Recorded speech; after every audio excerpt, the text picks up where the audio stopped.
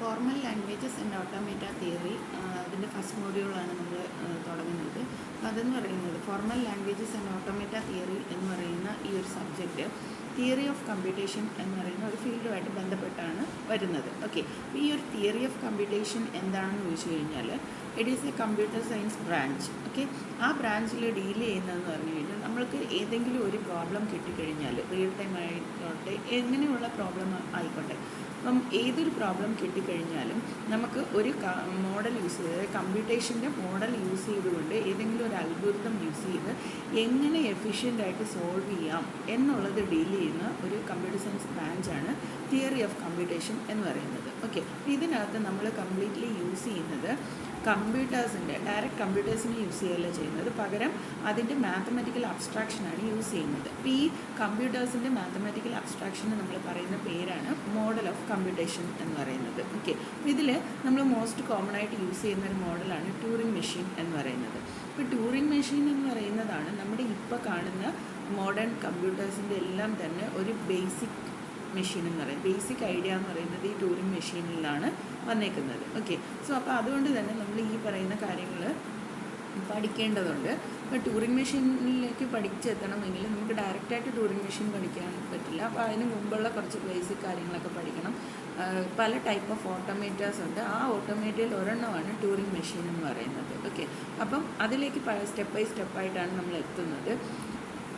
അപ്പം തിയറി നമ്മൾ ഈ സബ്ജക്റ്റ് പഠിക്കുന്നതിൻ്റെ മെയിനായിട്ടുള്ള കാര്യം എന്താണെന്ന് വെച്ച് കഴിഞ്ഞാൽ നമ്മളിപ്പം മോഡേൺ ലൈഫിൽ നമ്മുടെ പല പ്രോബ്ലംസ് സോൾവ് ചെയ്യുന്ന സമയത്ത് റിയൽ ടൈം പ്രോബ്ലംസ് ഒക്കെ വരുന്ന സമയത്ത് അതിൻ്റെ സൊല്യൂഷൻ കണ്ടുപിടിക്കാനായിട്ട് ഈസി ആയിട്ട് സൊല്യൂഷനൊക്കെ എത്രയും എഫിഷ്യൻ്റ് ആയിട്ടുള്ള സൊല്യൂഷൻസ് കണ്ടുപിടിക്കണം.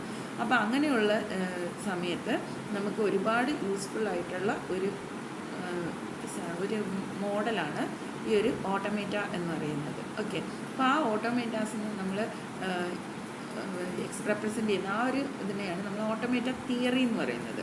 സോ അപ്പോൾ ഈ ഓട്ടോമേറ്റ തിയറി കവർ ചെയ്യുന്നത് study of abstract computing devices or machines. Abstract computing devices അല്ലെങ്കിൽ മെഷീൻസിൻ്റെ സ്റ്റഡിയാണ് നമ്മൾ ഓട്ടോമേറ്റ തിയറി എന്ന് പറയുന്നത്. അപ്പോൾ ഇവിടെ നമ്മൾ ഇതൊരു യൂസ്ഫുൾ മോഡലാണ്. പല type of hardware and software designing ഒക്കെ ആവശ്യം വരുന്ന സമയത്ത് വളരെ യൂസ്ഫുൾ ആയിട്ടുള്ളൊരു മോഡലാണ് ഫൈനൈറ്റ് ഓട്ടോമേറ്റ എന്ന് പറയുന്നത്. ഓക്കെ, അപ്പോൾ ഇതിന് എക്സാമ്പിളായിട്ട് അതായത് ഇതിൻ്റെ ചില ആപ്ലിക്കേഷൻസ് പറഞ്ഞു കഴിഞ്ഞാൽ നമ്മൾ ഡിജിറ്റൽ സർക്യൂട്ട്സ് ഒക്കെ ഡിസൈൻ ചെയ്യുകയും ടെസ്റ്റ് ചെയ്യുകയൊക്കെ ചെയ്യുന്ന സമയത്ത് അതിന് വേണ്ടിയിട്ട് നമ്മൾ സോഫ്റ്റ്വെയർസ് ഡെവലപ്പ് ചെയ്യാറുണ്ട്, കാരണം ഓട്ടോമേഷൻ ചെയ്യാൻ വേണ്ടിയിട്ട്. അപ്പോൾ അങ്ങനത്തെയുള്ള സോഫ്റ്റ്വെയർ ഡിസൈനിങ്ങിലൊക്കെ നമുക്ക് ഈ ഒരു ഫൈനൈറ്റ് ഓട്ടോമേറ്റാസ് നമ്മൾ പലപ്പോഴും യൂസ് ചെയ്യാറുണ്ട്. അതുപോലെ തന്നെ ലെക്സിക്കൽ അനലൈസർ എന്ന് പറഞ്ഞു കഴിഞ്ഞാൽ കമ്പൈലറിൻ്റെ ഒരു ഫേസാണ് ലെക്സിക്കൽ അനാലിസിസ് എന്ന് പറയുന്നത്. അപ്പോൾ അത് പെർഫോം ചെയ്യുന്ന ഒരു കമ്പോണൻ്റാണ് ലെക്സിക്കൽ അനലൈസർ എന്ന് പറയുന്നത്. അപ്പോൾ അങ്ങനെയുള്ള ലെക്സിക്കൽ അനലൈസേഴ്സ് നമ്മൾക്ക് ഡിസൈൻ ചെയ്യേണ്ടി വരും ചില കേസസിൽ. അതായത് പുതിയ ലാംഗ്വേജസ് ഒക്കെ ഡെവലപ്പ് ചെയ്യുന്ന സമയത്ത് അതിന് കറസ്പോണ്ടിങ് ആയിട്ടുള്ള ലെക്സിക്കൽ അനലൈസേഴ്സ് ക്രിയേറ്റ് ചെയ്യണം. അങ്ങനെയുള്ള ക്രിയേഷനിലൊക്കെ നമ്മൾ ഓട്ടോമേറ്റാസ് യൂസ് ചെയ്യാറുണ്ട്. അതുപോലെ ലാർജ് ബോഡീസ് ഓഫ് ടെക്സ്റ്റ് നമ്മളിപ്പം നമുക്കറിയാം ബിഗ് ഡേറ്റാസിൻ്റെ കാലമാണ് അല്ലേ. അപ്പം ഒരുപാട് വെബ് പേജസും പാറ്റേൺ ചെക്കിങ്ങും കാര്യങ്ങളും ഒക്കെ നമുക്ക് ആവശ്യമായിട്ട് വരുന്നുണ്ട്. സോ അപ്പോൾ അങ്ങനെയുള്ള സോഫ്റ്റ്വെയർ ഡിസൈനിങ്ങിനും എല്ലാം നമ്മൾ ഓട്ടോമേറ്റാസ് യൂസ് ചെയ്യുന്നുണ്ട്. അപ്പോൾ അതൊക്കെ കൊണ്ടാണ് നമ്മൾ ഈ ഒരു സബ്ജക്റ്റ് പഠിക്കാനുള്ള റീസൺ എന്ന് പറയുന്നത്. അപ്പോൾ ഈ ഒരു ഓട്ടോമേറ്റ തിയറി കൺസിഡർ ചെയ്താൽ തന്നെ അതിനകത്ത് നമ്മൾ നോർമലി യൂസ് ചെയ്യുന്ന രണ്ട് ഇമ്പോർട്ടൻ്റ് ആയിട്ടുള്ള സ്ട്രക്ചറൽ റെപ്രസെൻറ്റേഷൻസ് അല്ലെങ്കിൽ നൊട്ടേഷൻസ് ആണുള്ളത്. ഒന്ന് ഗ്രാമറും പിന്നൊന്ന് റെഗുലർ എക്സ്പ്രഷനും. ഗ്രാമർ എന്ന് പറഞ്ഞു കഴിഞ്ഞാൽ നമ്മളൊരു സോഫ്റ്റ്വെയർ ഡിസൈൻ ചെയ്യുന്ന സമയത്ത് ചില ഡേറ്റാസ് ഉണ്ട്. ആ ഡേറ്റാസ് പ്രോസസ്സിംഗ് എന്ന് പറയുന്നത് റിക്കേഴ്സീവ് സ്ട്രക്ചറിലായിരിക്കും നമ്മൾ ഡേറ്റ പ്രോസസ്സിങ് ചെയ്യുന്നത്. അപ്പോൾ അങ്ങനെയുള്ള റിക്കേഴ്സീവ് സ്ട്രക്ചർ ആയിട്ടുള്ള ഡേറ്റ പ്രോസസ്സിങ്ങിന് വേണ്ടിയിട്ട് നമ്മൾ ഈ സോഫ്റ്റ്വെയർസ് ഡിസൈൻ ചെയ്യുന്ന സമയത്ത് യൂസ്ഫുൾ ആയിട്ടുള്ള മോഡലാണ് ഗ്രാമേഴ്സ് എന്ന് പറയുന്നത്. അതിന് എക്സാമ്പിളാണ് പാഴ്സേഴ്സ് എന്ന് പറയുന്നത്. പാഴ്സർ എന്ന് പറയുന്നത് കമ്പൈലറിൻ്റെ ഒരു ടൂളാണ്, അല്ലെങ്കിൽ അതിൻ്റെ ഒരു കമ്പോണൻ്റാണ് ശരിക്കും പാഴ്സർ എന്ന്. അത് നിങ്ങൾ ഹയർ സെമിസ്റ്റേഴ്സിലൊക്കെ എത്തുമ്പോൾ കുറച്ചുകൂടി നിങ്ങൾക്ക് മനസ്സിലാവും. അടുത്ത സെമിസ്റ്ററിൽ നിങ്ങൾക്ക് കമ്പൈലർ ഡിസൈനൊക്കെ പഠിക്കാനുണ്ട്, അപ്പം കുറച്ചുകൂടി ക്ലിയർ ആവും. ദെൻ രണ്ടാമത്തെ ഒരു റെപ്രസെൻറ്റേഷനാണ് റെഗുലർ എക്സ്പ്രഷൻ എന്ന് പറയുന്നത്. ഇവിടെ റെഗുലർ എക്സ്പ്രഷൻ യൂസ് ചെയ്യുന്നത് നമ്മൾ ഡേറ്റയുടെ സ്ട്രക്ചർ റെപ്രസെൻറ്റ് ചെയ്യാൻ വേണ്ടിയിട്ടാണ്. എക്സ്പെഷ്യലി നമ്മൾ സ്ട്രിങ്സ് ഒക്കെ എഴുതുന്ന സമയത്ത് അതിൻ്റെ ഒരു structure as a whole represent ചെയ്യാൻ വേണ്ടിയിട്ടാണ് റെഗുലർ എക്സ്പ്രഷൻസ് നമ്മൾ യൂസ് ചെയ്യുന്നത്. ഓക്കെ, അപ്പോൾ ഇതൊക്കെ എന്താണെന്നും എന്തൊക്കെയാണ് എങ്ങനെയൊക്കെയാണെന്നുള്ള കാര്യങ്ങളെല്ലാം നമ്മൾ ഈ ഒരു സബ്ജക്റ്റിനുള്ളിൽ പഠിക്കുന്നുണ്ട്. അപ്പോൾ അതിലേക്ക് പോകുന്നതിന് മുമ്പായിട്ട് നമുക്ക് കുറച്ച് ബേസിക് കൺസെപ്റ്റ്സ് അറിയേണ്ടതുണ്ട്. സോ ഫൈനൈറ്റ് ഓട്ടോമേറ്റഡ് തിയറി പഠിക്കുമ്പോൾ നമ്മൾ ആദ്യമായിട്ട് കുറേ കൺസെപ്റ്റ്സിനെ പഠിക്കണം. അപ്പോൾ അതിൽ ആദ്യത്തെ ഒരു കൺസെപ്റ്റ് എന്ന് പറയുന്നതാണ് ആൽഫബെറ്റ്സ് എന്നുള്ളത്. ഓക്കെ, നമ്മുടെ ഒരു നോർമൽ നമ്മളൊരു ലാംഗ്വേജ് എടുക്കുകയാണെന്ന് വിചാരിക്കുക. അപ്പോൾ ആ ഒരു ലാംഗ്വേജിലെന്ന് പറഞ്ഞാൽ ലാംഗ്വേജ് എന്ന് പറഞ്ഞാൽ എന്താണ്, നമ്മുടെ മീഡിയം ഓഫ് കമ്മ്യൂണിക്കേഷന് വേണ്ടി നമ്മൾ യൂസ് ചെയ്യുന്ന ഒരു വേ ആണ് ലാംഗ്വേജ് എന്ന് പറയുന്നത്. അപ്പോൾ ഈ ലാംഗ്വേജിനകത്ത് നമുക്ക് സെൻറ്റൻസസ് ഉണ്ട്. ഈ ഓരോ സെൻറ്റൻസും വരുന്നത് വേർഡ്സ് ചേർത്തിട്ടാണ് അല്ലേ. അപ്പോൾ ആ ഓരോ വേർഡ്സ് എന്താണ്, ഓരോരോ ലെറ്റേഴ്സാണ്. അപ്പോൾ അങ്ങനെ ആ ഒരു കൺസെപ്റ്റ് നമ്മൾ മനസ്സിലോർക്കുക. അതിൽ ആ ലെറ്റേഴ്സാണ് ആക്ച്വലി ഇവിടെ ആൽഫബെറ്റ്സ് എന്ന് നമ്മൾ പറയുന്നത്. സോ ആക്ച്വലി നമ്മുടെ ഫൈനൈറ്റ് ഓട്ടോമേറ്റഡ് കേസിൽ നമ്മൾ പറയുമ്പോൾ finite non empty set of input സിമ്പിൾസിനെയാണ് നമ്മൾ എന്ത് പറയുക, ആൽഫബെറ്റ്സ് എന്ന് പറയുന്നത്. ഓക്കെ, അപ്പോൾ നമ്മളിപ്പം ഒരു ഇംഗ്ലീഷ് ലാംഗ്വേജ് ആണ് എടുക്കുന്നതെങ്കിൽ അതിനകത്ത് A to Z വരെയുള്ള നമുക്ക് ലെറ്റേഴ്സ് ഉണ്ട്. അതാണ് നമ്മുടെ ആൽഫബെറ്റ്സിൻ്റെ സെറ്റ് എന്ന് പറയുന്നത്. ആ ആൽഫബെറ്റ്സ് യൂസ് ചെയ്തിട്ടാണ് നമ്മൾ ഏത് വേർഡ് ആണെങ്കിലും സെൻറ്റൻസ് ആണെങ്കിലും ലാംഗ്വേജ് ആണെങ്കിലും ഇംഗ്ലീഷ് ലാംഗ്വേജ് ഉണ്ടാക്കുന്നത് അല്ലേ. അപ്പോൾ അതുപോലെ നമുക്ക് ഇതിനകത്ത് പല ടൈപ്പ് ഓഫ് ലാംഗ്വേജസിനെ റെപ്രസെൻറ്റ് ചെയ്യാനുണ്ട്. അപ്പോൾ ആ ലാംഗ്വേജസിനെ റെപ്രസെൻറ്റ് ചെയ്യാൻ വേണ്ടി നമ്മൾ യൂസ് ചെയ്യുന്ന സിമ്പിൾസ് ഉണ്ട്, ഇൻപുട്ട് സിമ്പിൾസ് ഉണ്ട്. അപ്പോൾ അങ്ങനെയുള്ള finite non empty set of input സിമ്പിൾസിനെയാണ് നമ്മൾ ആൽഫബെറ്റ്സ് എന്ന് പറയുന്നത്. ഇനി ഈ ആൽഫബെറ്റ്സിനെ നമ്മൾ സിഗ്മ എന്നുള്ള സിമ്പിൾ വെച്ചിട്ടാണ് റെപ്രസെൻറ്റ് ചെയ്യുന്നത്. സോ സിഗ്മ ഈക്വൽ ടു 0,1 എന്ന് ഞാൻ പറയുവാണെങ്കിൽ അതിൻ്റെ മീനിങ് എന്ന് പറഞ്ഞു കഴിഞ്ഞാൽ എൻ്റെ ലാംഗ്വേജിനകത്തുള്ള ഇൻപുട്ട് സിമ്പിൾസ് എന്ന് പറയുന്നത് 0യും 1ഉം ആണ്. അതായത് എൻ്റെ ആൽഫബെറ്റ്സ് 0യും 1ഉം ആണ്. അപ്പോൾ ഇത് യൂസ് ചെയ്തിട്ടാണ് ഞാൻ വേർഡ്സ് ക്രിയേറ്റ് ചെയ്യുന്നത്. ഓക്കെ, അപ്പോൾ അപ്പോൾ ഇനി അടുത്ത കൺസെപ്റ്റ് എന്ന് പറയുന്നത് അതാണ് സ്ട്രിങ്സ് അല്ലെങ്കിൽ വേർഡ്സ് എന്നാണ് നമ്മൾ പറയുന്നത്. Strings or words. അപ്പോൾ ഇതെന്താണ്, ആക്ച്വലി ഫൈനൈറ്റ് സീക്വൻസ് ആണ്.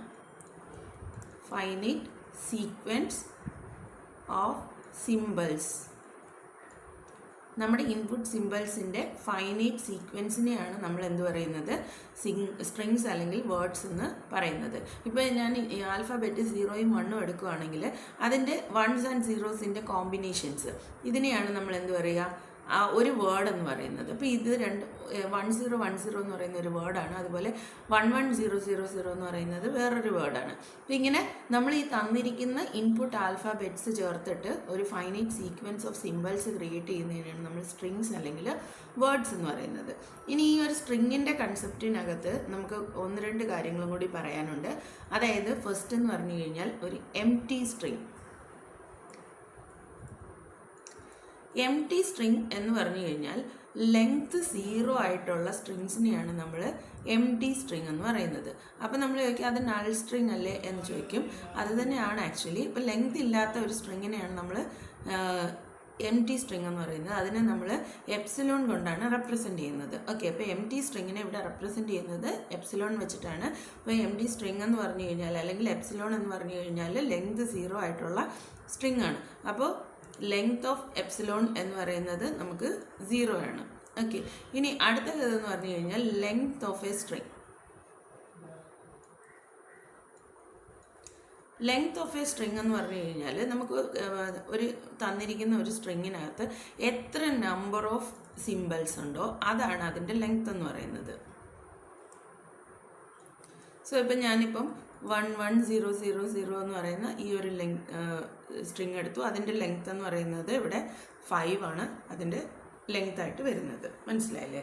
അപ്പോൾ ഇതാണ് ലെങ്ത് ഓഫ് എ സ്ട്രിങ് എന്ന് പറയുന്നത്. അപ്പോൾ സ്ട്രിങ്സ്, വേർഡ്സ്, എംപ്റ്റി സ്ട്രിങ്സ് ഉണ്ട്. അതുപോലെ ലെങ്ത് ഓഫ് സ്ട്രിങ് എന്ന് പറഞ്ഞു കഴിഞ്ഞാൽ number of symbols present in A string ആണ് പറയുന്നത്.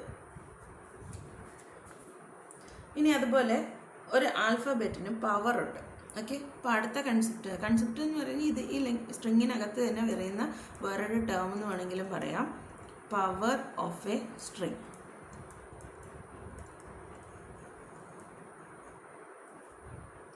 ഇതെന്ന് പറഞ്ഞു കഴിഞ്ഞാൽ ആക്ച്വലി നമ്മൾ സിഗ്മ ആണ് നമ്മുടെ ഇൻപുട്ട് സിമ്പൽ എന്ന് പറയുന്നത്.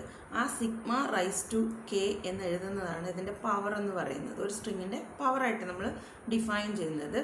സോ ഇതെന്ന് പറഞ്ഞാൽ set of strings of length K. Sigma raise to K എന്ന് പറഞ്ഞു കഴിഞ്ഞാൽ set of strings of length K, each of whose symbols is in sigma. Okay, അപ്പം അതായത് നമുക്കിപ്പോൾ നേരത്തെ നമ്മൾ എടുത്തതുപോലെ തന്നെ സിഗ്മ ഈക്വൽ ടു 0യും 1ഉം ആയിട്ട് നമ്മൾ എടുക്കുകയാണ്. ദെൻ സിഗ്മ റൈസ് ടു 1 എന്ന് പറഞ്ഞു കഴിഞ്ഞാൽ സിമ്പല് ഒരു തവണ ഉള്ള സെറ്റ് ഓഫ് സ്ട്രിങ്സിനെയാണ് നമ്മൾ സിഗ്മ റൈസ് ടു 1 എന്ന് പറയുന്നത്. അതുപോലെ സിഗ്മ പവർ 2 എന്ന് പറഞ്ഞു കഴിഞ്ഞാൽ ലെങ്ത് 2 ആയിട്ടുള്ള 0s and 1s കോമ്പിനേഷൻ. ഇപ്പോൾ 0 0 0 1 1 0 1 1 ഇത്രയാണ് അതിൻ്റെ ലെങ്ത് 2 ആയിട്ടുള്ള കോമ്പിനേഷൻസ് എന്ന് പറയുന്നത്. അതുപോലെ സിഗ്മ റൈസ് ടു 3 എന്ന് പറയുമ്പോഴത്തേനും 3 വരുന്നത് 0 0 0 0 0 0 1 0 1 0 0 1 1 1 0 0 1 0 1 1 1 0 1 1 1 ഇത്രയും കോമ്പിനേഷൻസ് ആണ് അതിൽ വരുന്നത്. അതുപോലെ നമുക്ക് സിഗ്മ പവർ കെ എന്ന് പറയുമ്പോൾ കെ ലെങ്ത് വരുന്ന ഏതൊക്കെ സെറ്റ് ഓഫ് സ്ട്രിങ്സ് ഉണ്ടോ അതിനെയാണ് നമ്മൾ സിഗ്മ റൈസ് ടു കെ എന്ന് പറയുന്നത്. അപ്പോൾ ഇതിനെ നമ്മൾ പവർ ഓഫ് എ സ്ട്രിങ് എന്നാണ് പറയുന്നത്, ഒരു സ്ട്രിങ്ങിൻ്റെ പവറായിട്ടാണ്, അതായത് ഇൻപുട്ട് ആൽഫബറ്റിൻ്റെ പവർ എന്നുള്ള മീനിങ്ങിലാണ് വരുന്നത്. So set of all strings of a certain length from that alphabet by using an exponential notation. Okay, ഇപ്പോൾ ഇവിടെ എക്സ്പൊണൻഷ്യൽ നൊട്ടേഷൻ യൂസ് ചെയ്തിട്ടാണ് നമ്മൾ സ്ട്രിങ്ങിൻ്റെ പവർ സ്പെസിഫൈ ചെയ്യുന്നത്. സോ അപ്പോൾ ഇങ്ങനെ വരുമ്പോഴത്തേനും ഇതിൻ്റെ വേറൊരു നൊട്ടേഷനും കൂടി നമ്മൾ അറിയാനുണ്ട്, sigma raise to star. Sigma raise to k പോലെ സിഗ്മ റൈസ് ടു സ്റ്റാർ എന്ന് പറയുമ്പോഴത്തേനും സെറ്റ് ഓഫ് ഓൾ സ്ട്രിങ്സ് ആണ്. Set of all strings over alphabet sigma. Okay, അപ്പോൾ നമുക്ക് സിഗ്മ 0, 1 എന്നുള്ള ആൽഫബറ്റ്സ് ആണ് നമുക്കുള്ളതെങ്കിൽ അതിൻ്റെ എല്ലാ കോമ്പിനേഷൻസും വരുന്ന സെറ്റിനെയാണ് നമ്മൾ സിഗ്മ സ്റ്റാർ എന്ന് പറയുന്നത്. അപ്പോൾ എല്ലാ കോമ്പിനേഷനും എന്ന് പറയുമ്പോഴത്തേനും ആദ്യം 0 കോമ്പിനേഷൻ വരും. 0 കോമ്പിനേഷൻ എന്ന് പറയുമ്പോൾ ലെങ്ത് 0 ആയിട്ടുള്ള സ്ട്രിങ് നമ്മൾ എപ്സിലോൺ ആയിട്ട് പറയും. ദെൻ ഒരു ലെങ്ത് 1 ആയിട്ടുള്ള സ്ട്രിങ് വരുന്നു. ദെൻ ലെങ്ത് 2 ആയിട്ടുള്ള സ്ട്രിങ് വരുന്നു. 0 0 1 0 1 1 1 0 1 ഇങ്ങനെ 4 കോമ്പിനേഷൻ വരും. ഇനി ലെങ്ത് 3 ആയിട്ടുള്ളത് 0 0 0 0 0 1 0 1 0 0 1 1 1 0 0 1 0 1 ദെൻ അഗെയിൻ 1 1 0 1 1 1 ഇങ്ങനെ പോകും. ഇനി അടുത്ത 4 ലെങ്ത് വരുന്ന സ്ട്രിങ്സ്, 5 ലെങ്ത് വരുന്ന സ്ട്രിങ്സ്, ഇങ്ങനെ അതങ്ങനെ കണ്ടിന്യൂസ് ആയിട്ട് ഇങ്ങനെ പോയിക്കൊണ്ടേയിരിക്കും. അങ്ങനെയുള്ള എല്ലാ സെറ്റ് ഓഫ് സ്ട്രിങ്സിനെയും കൂടി നമ്മൾ ചേർത്തിട്ട് പറയുന്നതാണ് സിഗ്മ സ്റ്റാർ എന്ന് പറയുന്നത്. ഓക്കെ, സോ അപ്പോൾ ആക്ച്വലി സിഗ്മ സ്റ്റാർ എന്ന് പറയുന്നത് എന്താണ്? Sigma power 0 union sigma power 1 union sigma power 2 union sigma power 3 etcetera ആണ് സിഗ്മ റൈസ് ടു സ്റ്റാർ എന്ന് പറയുന്നത്. ഓക്കെ, ഇനി ഇതിൽ തന്നെ വേറൊരു നൊട്ടേഷൻ കൂടിയാണ്, അതായത് എപ്സിലോൺ ഇൻക്ലൂഡ് ചെയ്യാത്ത ഒരു നൊട്ടേഷനുണ്ട്. സോ എപ്സിലോൺ ഇൻക്ലൂഡ് ചെയ്യാത്ത ഒരു നൊട്ടേഷനാണ് സിഗ്മ റൈസ് ടു പ്ലസ് എന്ന് പറയുന്നത്. Okay, sigma raise to plus എന്ന് പറഞ്ഞു കഴിഞ്ഞാൽ നോൺ എം ടി ആയിട്ടുള്ള എല്ലാ സ്ട്രിങ്സുമാണ്. Non empty strings. Okay, so set of non empty സ്ട്രിങ്സിനെ റെപ്രസെൻ്റ് ചെയ്യുന്നതാണ് സിഗ്മ പവർ പ്ലസ് എന്ന് പറയുന്നത്. ഓക്കെ, അപ്പോൾ ആക്ച്വലി സിഗ്മ പവർ പ്ലസ് എന്ന് പറയുമ്പോഴത്തേനും ഇതെന്ന് പറയുന്നത് sigma raise to 1 union, sigma raise to 2 union, sigma raise to 3 union etcetera ഇങ്ങനെ പോകുന്നതാണ്. അപ്പോൾ ആദ്യത്തെ കേസിൽ എന്ന് പറഞ്ഞാൽ നമുക്ക് സിഗ്മ പവർ 0 ഉണ്ടായിരുന്നു. ഇവിടുത്തെ കേസിൽ സിഗ്മ പവർ 1 മുതലാണ് സ്റ്റാർട്ട് ചെയ്യുന്നത്. അപ്പോൾ ഇതിൽ നിന്ന് നമുക്ക് മനസ്സിലാക്കാൻ പറ്റുന്ന ഒരു കാര്യം എന്ന് പറഞ്ഞു കഴിഞ്ഞാൽ സിഗ്മ റൈസ് ടു സ്റ്റാർ എന്ന് പറയുന്നത് ആക്ച്വലി എന്താണ്? Sigma power plus union epsilon ആണ്. ഓക്കെ, സിഗ്മ പവർ പ്ലസ് അതിൻ്റെ കൂടെ എപ്സിലോണും കൂടി ചേർന്ന് കഴിഞ്ഞാൽ നമുക്ക് സിഗ്മ പവർ സ്റ്റാർ കിട്ടും. അപ്പോൾ ഇനി ഈ സിഗ്മ പവർ സ്റ്റാർ എന്നുള്ളത് ഇതിനെ നമ്മൾ പറയുന്നത് ക്ലീൻ ക്ലോഷർ എന്നാണ്. ക്ലീൻ ക്ലോഷർ എന്നാണ് ഇതിന് പറയുന്നത്.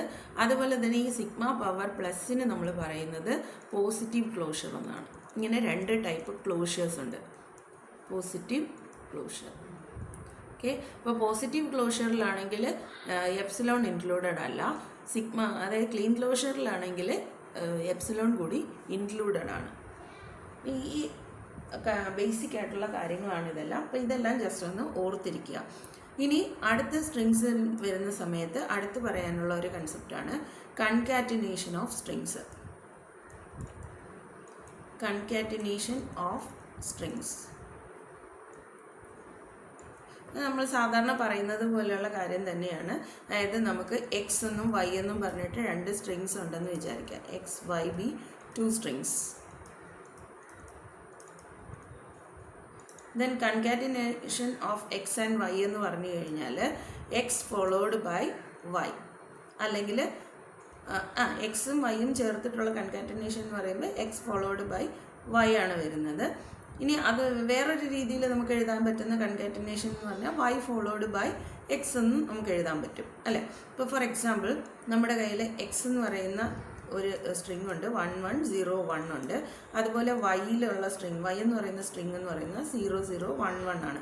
അങ്ങനെയാണെങ്കിൽ നമുക്ക് ഇതിൻ്റെ 2 കൺകാറ്റിനേഷൻ എക്സ് വൈ എഴുതാൻ പറ്റും. എക്സ് വൈ എന്ന് പറഞ്ഞാൽ 1 1 0 1, എക്സ് ഫോളോഡ് ബൈ വൈ 0 0 1 1. ഇതാണ് എക്സ് വൈ കൺകാറ്റിനേഷൻ. ഇനി രണ്ടാമത്തെ രീതിയിലുള്ള കൺകാറ്റിനേഷൻ ആണെങ്കിൽ വൈ ഫോളോഡ് ബൈ എക്സ് ആണ്. അപ്പം ആദ്യം വൈ എഴുതുന്നു 0 0 1 1, ദെൻ അതിനുശേഷം എക്സ് എഴുതുന്നു 1 1 0 1. ഇതാണ് കൺകാറ്റിനേഷനായിട്ട് പറയുന്നത്. ഓക്കെ, അപ്പോൾ ഇനി ഇതിൽ നമ്മൾ ജനറലി പറയുന്ന ഒരു കാര്യം എന്ന് പറഞ്ഞു കഴിഞ്ഞാൽ നമ്മൾ ഡബ്ല്യു എന്ന് പറഞ്ഞ് ഏതൊരു സ്ട്രിങ് എടുത്താലും ഈ ഡബ്ല്യു എന്ന് പറയുമ്പോൾ എപ്സിലോൺ ഡബ്ല്യു എപ്സിലോണും ഇതെല്ലാം തന്നെ സെയിം ആണ് എന്നുള്ളതാണ്. കാരണം എപ്സിലോൺ എന്ന് പറയുന്നത് ഒരു ഐഡൻറ്റിറ്റി, കൺകാറ്റിനേഷൻ്റെ ഐഡൻറ്റിറ്റി ആയിട്ടാണ് നമ്മൾ യൂസ് ചെയ്യുന്നത്. അതായത് ഡബ്ല്യുവിൻ്റെ കൂടെ മുന്നിലോ പുറകിലോ നമ്മൾ എപ്സിലോൺ ചേർത്താലും നമുക്ക് എന്ത് തന്നെയായിരിക്കും കിട്ടുന്നത്? ഡബ്ല്യു തന്നെയായിരിക്കും കിട്ടുന്നത്. അതായത് സെയിം സ്ട്രിങ് തന്നെയായിരിക്കും കിട്ടുന്നത്. അതുകൊണ്ട് തന്നെ we can say that epsilon is the identity for concatenation, identity element of concatenation. Okay, ഇത്രയും കാര്യങ്ങളാണ് കൺകാറ്റിനേഷൻ്റെ കേസിൽ പറയുന്നത്. അപ്പോൾ നമ്മൾ ആൽഫബറ്റ് പറഞ്ഞു, ദെൻ ആൽഫബറ്റ്സ് ചേർത്തിട്ടുള്ള വേർഡ്സ് പറഞ്ഞു, വേർഡ്സ് അല്ലെങ്കിൽ സ്ട്രിങ്സ് പറഞ്ഞു, സ്ട്രിങ്സിനകത്തുള്ള കുറച്ച് പ്രോപ്പർട്ടീസ് പറഞ്ഞു. അപ്പോൾ ഈ വേർഡ്സ് എല്ലാം കൂടി ചേർന്ന് വരുന്നതാണ് നമുക്ക് എന്ത് പറയുക? ലാംഗ്വേജസ്. അതാണ് മൂന്നാമത്തെ concept, languages. So languages are the set of all strings,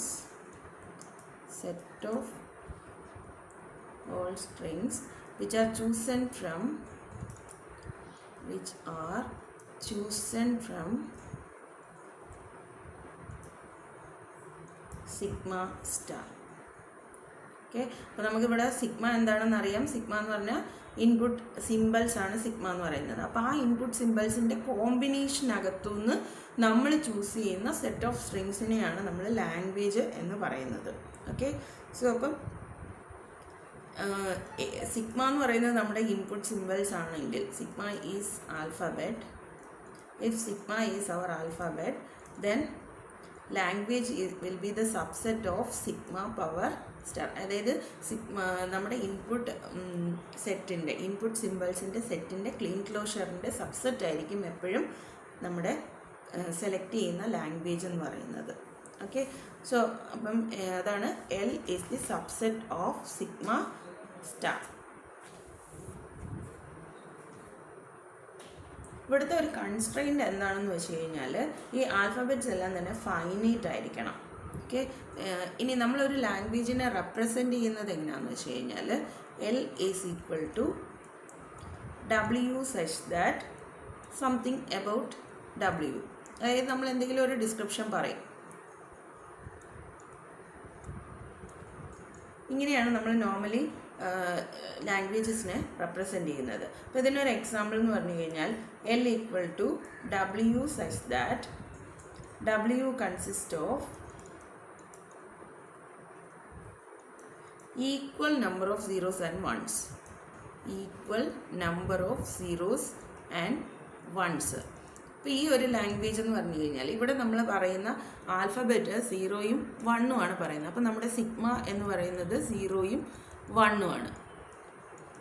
അപ്പോൾ നമുക്കറിയാം ലാംഗ്വേജ് എന്ന് പറയുന്നത് സിഗ്മ സ്റ്റാറിൻ്റെ സബ്സെറ്റ് ആണെന്ന് അറിയാം അല്ലേ. അപ്പോൾ നമുക്ക് സിഗ്മ സ്റ്റാർ ആദ്യം എഴുതി നോക്കാം. സിഗ്മ സ്റ്റാർ എന്ന് പറഞ്ഞു കഴിഞ്ഞാൽ എപ്സിലോൺ ഉണ്ട്, 0 ഉണ്ട്, 1 ഉണ്ട്. ഇനി 2 ലെങ്ത് വരുന്ന സ്ട്രിങ്സ് ഉണ്ട്, 0 0 0 1 1 0 1 1. ഇനി അതുപോലെ 3 ലെങ്ത് വരുന്നത് 0 0 0 0 0 0 1 0 1 0. ഇങ്ങനെയാണ് നമ്മുടെ ഈ ഒരു സെറ്റ് ഗ്രോ ചെയ്ത് പോകുന്നത് അല്ലേ. അപ്പോൾ ഇതിൻ്റെ ഒരു സബ്സെറ്റാണ് നമ്മുടെ ഈ ലാംഗ്വേജ് എന്നാണ്. അപ്പോൾ ഈ ലാംഗ്വേജിൽ നമുക്കിവിടെ പറഞ്ഞിരിക്കുന്നത് എന്താണ്? W consist of equal number of zeros and ones. അപ്പോൾ ഈ പറഞ്ഞിരിക്കുന്ന സിഗ്മ സ്റ്റാറിനുള്ളിൽ നിന്ന് നമ്മൾ കുറച്ച് സ്ട്രിങ്സിനെ സെലക്ട് ചെയ്യുവാണ്. ലാംഗ്വേജ് എല്ലാണ് ഇവിടെ. ഈ എല്ലെന്നിൻ്റെ പ്രത്യേകത എന്താണ്? നമ്പർ ഓഫ് സീറോസും വൺസും സെയിം ആയിരിക്കണം. ഓക്കെ. അപ്പം 0 0 0 0 എടുക്കാൻ പറ്റത്തില്ല. നമ്പർ ഓഫ് സീറോസും വൺസും സെയിം ആയിരിക്കണം. അപ്പം 0 1 വരും, 1 0 വരും. ഇവിടുത്തെ കേസിൽ 0 ഒരു പ്രാവശ്യം, 1 ഒരു പ്രാവശ്യം. ഇനി 0 2 പ്രാവശ്യം വരുന്നുണ്ടെങ്കിൽ 0 0 1 1. അതുപോലെ 1 0 0 1. പിന്നെ വരാനുള്ള ചാൻസുള്ള കോമ്പിനേഷൻ എന്ന് പറഞ്ഞാൽ 1 0 1 0. പിന്നെയുള്ള ചാൻസ് 0 1 0 1. അപ്പോൾ ഇവിടെ ഈ പറഞ്ഞ നമ്മൾ എഴുതിയതിനകത്തെല്ലാം 2 0യും 2 1ഉം. ഇനി അതുപോലെ 3 0യും 3 1. ഇങ്ങനെ നമ്മുടെ ഈ ഒരു സെറ്റ് ഗ്രോ ചെയ്ത് പോകും. അപ്പോൾ ഇതാണ് ലാംഗ്വേജ് എന്ന് പറയുന്നത്. അപ്പോൾ ഇതിനകത്ത് നമ്മൾ ചൂസ് ചെയ്തിരിക്കുന്ന സ്ട്രിങ്സ് എന്ന് പറയുന്നത് ആക്ച്വലി സിഗ്മ സ്റ്റാറിനകത്തുള്ള സ്ട്രിങ്സ് തന്നെയാണ്. പക്ഷേ നമ്മൾ എന്തെങ്കിലും ഒരു സ്പെസിഫിക് കൺസ്ട്രെയിൻറ്റ് പറഞ്ഞിട്ട് അതിനകത്തുനിന്ന് കുറച്ച് സ്ട്രിങ്സിനെ ചൂസ് ചെയ്ത് എടുത്തിരിക്കുകയാണ് ചെയ്യുന്നത്. ഇങ്ങനെ എഴുതുന്നതിനെയാണ് നമ്മൾ എന്ത് പറയുക? ലാംഗ്വേജ് എന്ന് പറയുന്നത്. അപ്പോൾ ഈ ലാംഗ്വേജ് നമ്മൾ എവിടെ നിന്നാണ് ഉണ്ടാക്കിയത്? ആൽഫബറ്റ്സിൽ നിന്ന്. ആൽഫബറ്റ്സ് യൂസ് ചെയ്ത് കോമ്പിനേഷൻസ് ഓഫ് സ്ട്രിങ്സ് എഴുതി ആ സ്ട്രിങ്സിൻ്റെ അകത്തു നിന്നാണ് നമ്മൾ ഈ ലാംഗ്വേജിനെ ക്രിയേറ്റ് ചെയ്യുന്നത്.